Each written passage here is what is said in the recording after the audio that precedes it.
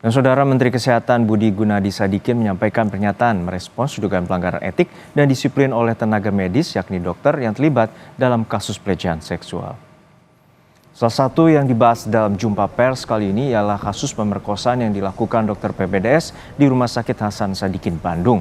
Menyikapi maraknya kasus yang melibatkan dokter PPDS, Menkes bilang perlu ada perbaikan yang serius, sistematis, dan konkret bagi pendidikan dokter spesialis.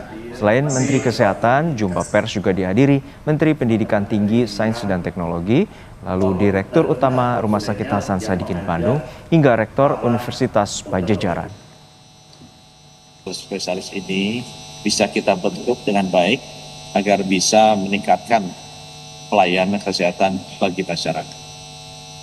Beberapa hal yang saya titipkan agar benar-benar harus dilakukan. Yang pertama adalah pada saat rekrutmen dari calon peserta pendidikan dokter spesialis itu diwajibkan untuk mengikuti tes psikologis. Sehingga dengan demikian kita bisa mengetahui kondisi kejiwaannya dari bersangkutan untuk bisa melakukan pendidikan ini dan nantinya akan bisa melayani masyarakat dengan sebaik-baiknya.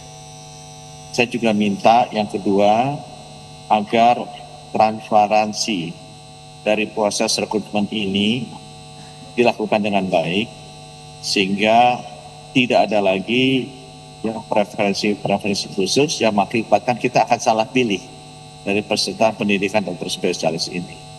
Kami juga ingin memastikan bahwa afirmasi bagi putra-putri daerah yang masih kekurangan dokter spesialis kita lakukan.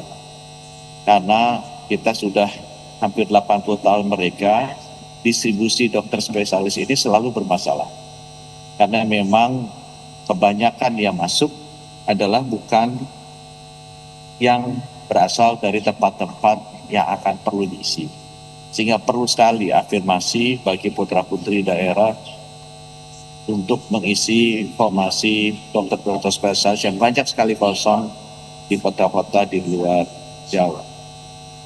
Menteri Pendidikan Tinggi, Sains dan Teknologi Brian Yuliarto mengatakan kasus kekerasan dalam dunia pendidikan merupakan alarm untuk mengevaluasi sistem pendidikan di Indonesia. Sejumlah langkah koordinasi berbagai bidang perlu dilakukan untuk mendapatkan sistem pendidikan yang bermartabat. Mencederai rasa keadilan, martabat kemanusiaan, dan kepercayaan publik terhadap institusi pendidikan kedokteran serta rumah sakit sebagai tempat belajar dan memberikan pelayanan. Mewakili pemerintah Republik Indonesia, kami bersama-sama dengan Bapak Menteri Kesehatan tadi tentu menyatakan sikap tegas, tidak ada toleransi terhadap segala bentuk kekerasan, lebih dalam ruang pendidikan dan layanan kesehatan. Kekerasan apapun bentuknya, tentu kita harus tindak tegas, baik secara akademik, secara administratif, maupun secara hukum. Kita tidak boleh memandang kasus ini sebagai peristiwa individual semata.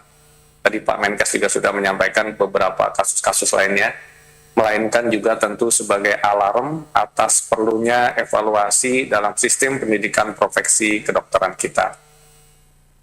Selanjutnya kami tentu mengapresiasi langkah cepat Universitas Pajajaran, Bapak Rektor, Bapak Dekan, serta seluruh jajarannya